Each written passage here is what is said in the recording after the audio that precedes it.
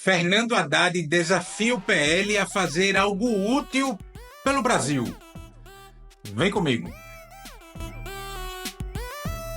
Antes de seguir, gostaria de pedir seu like nesse vídeo e sua inscrição nesse canal. Peço também, caso você possa e queira, sua contribuição, clicando no botão Valeu, ou se tornando membro aqui do blog do Cadu Amaral, clicando no botão Seja Membro. Os membros do blog do Cadu Amaral têm acesso a conteúdos exclusivos e assim você ajuda mais um espaço de luta contra o fascismo à brasileira. Ao final do vídeo, deixa seu comentário, concorde, discorde ou complemente. Mas sempre se lembre que só não vale xingar, nem falar da mãe do povo. Compartilhe esse vídeo em todas as suas redes sociais. Também no WhatsApp e no Telegram, se você tiver. Lembrando que se você é de Alagoas, você pode assistir ao blog do Cadu Amaral na TV Com Maceió, canal 12 da NET. Se você não é de Alagoas, você pode assistir a TV Com no link que está na descrição desse vídeo. Obrigado. O ministro da Fazenda, Fernando Haddad, desafiou o PL a se unir ao PT para acabar com os supersalários e reformar a Previdência dos militares. E agora? O partido de Bolsonaro vai topar ou vai continuar defendendo privilégios? O desafio de Fernando Haddad foi lançado durante uma entrevista ao Flow Podcast, realizada no dia 7 de março, portanto, 3 dias antes de eu gravar esse vídeo. Eu gravo esse vídeo em 10 de março, segunda-feira. Haddad deixou claro, se o PL e o PT concordarem, a mudança passa em 2 semanas. Se o PT e o PL concordarem em limitar a aposentadoria de militares e supersalários, aprova em 2 semanas. Então tá feito aqui o desafio. Os caras do PL falam Vamos ver se o presidente do PL, quem quer que seja, chega e fala: o Haddad tá certo, nós vamos apoiar esses 2 projetos do governo.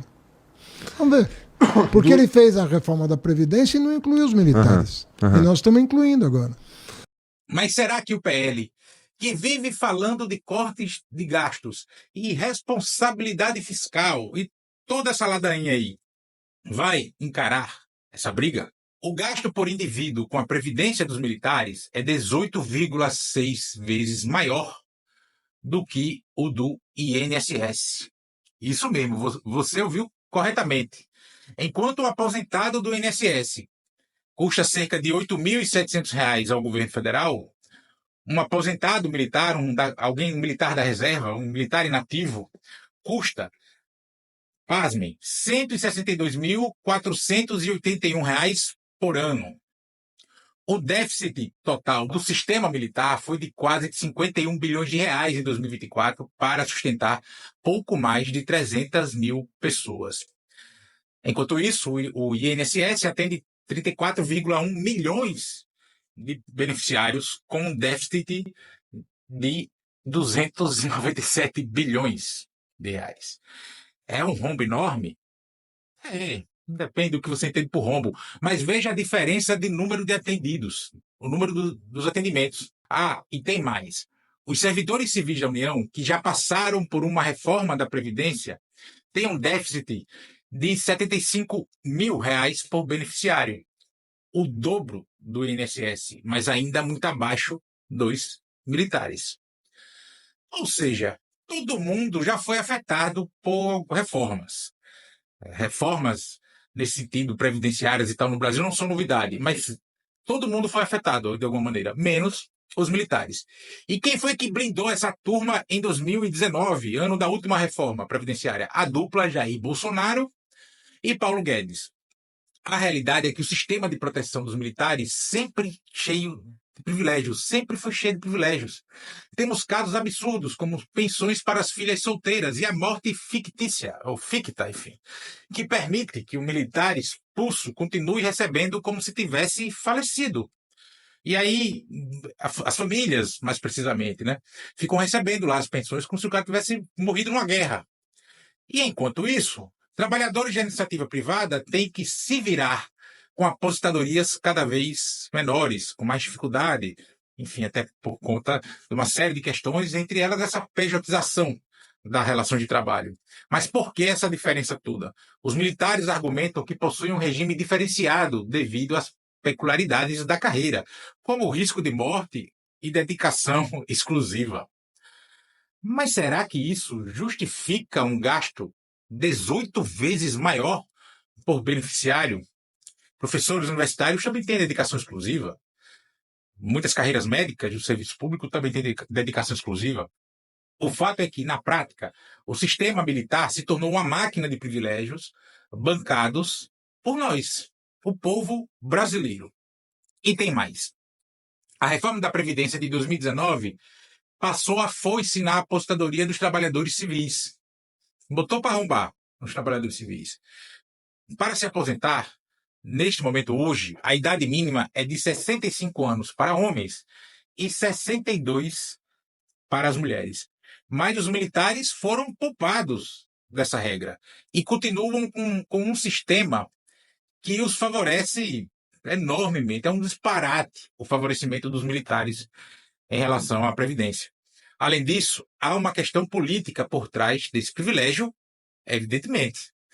Durante o seu governo, Jair Bolsonaro se apoiou fortemente nos militares, distribuindo cargos estratégicos, distribuindo benefícios, garantindo uma série de benefícios para os militares.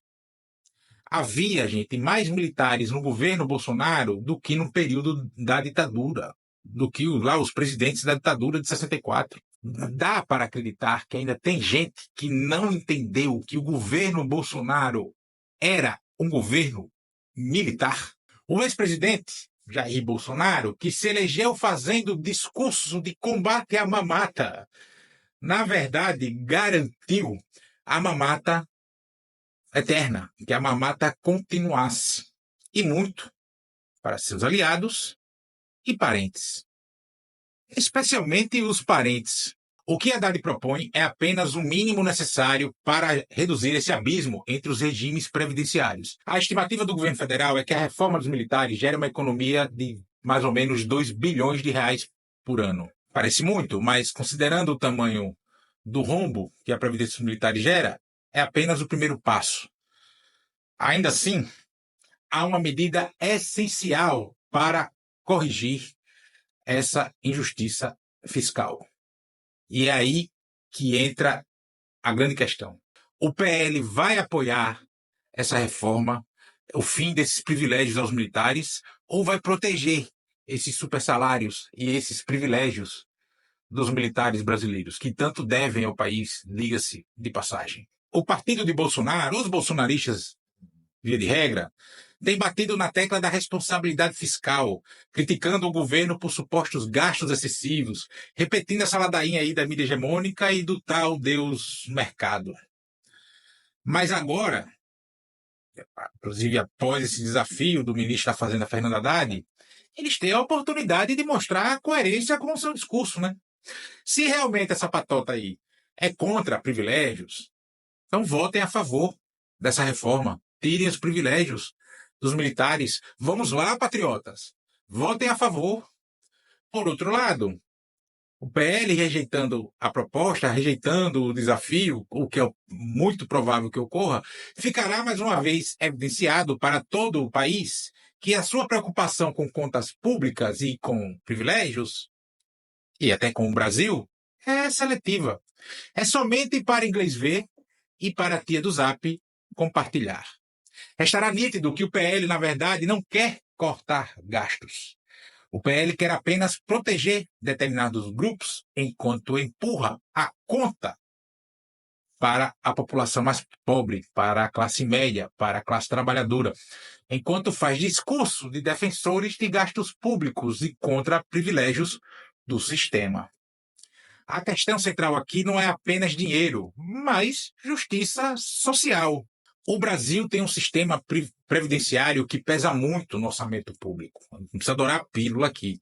É pesado o sistema previdenciário brasileiro.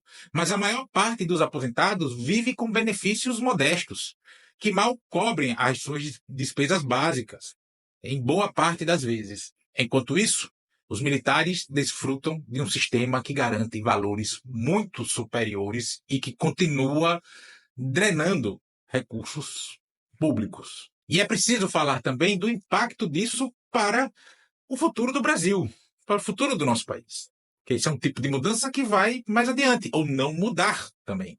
Manter privilégios significa menos recursos para áreas essenciais, como saúde, educação, infraestrutura, melhoria salarial. Enquanto bilhões de reais são destinados a manter aposentadorias privilegiadas, milhões de brasileiros enfrentam dificuldades para acessar serviços básicos. Essa ainda é uma realidade do Brasil. Melhorou muito nos governos Lula e Dilma, veio o pós-golpe Temer-Bolsonaro, decaiu, e estamos melhorando de novo, mas essa ainda é uma realidade. Então fica aqui mais uma vez, o PL vai topar essa pauta ou vai continuar fazendo migué, falando em cortes de gastos enquanto protege privilégio dos seus aliados, protege privilégios da turminha aí? Mas e você? O que é que você acha disso aí? O PL vai topar ou vai proteger os militares e seus super salários? Deixa aí nos comentários.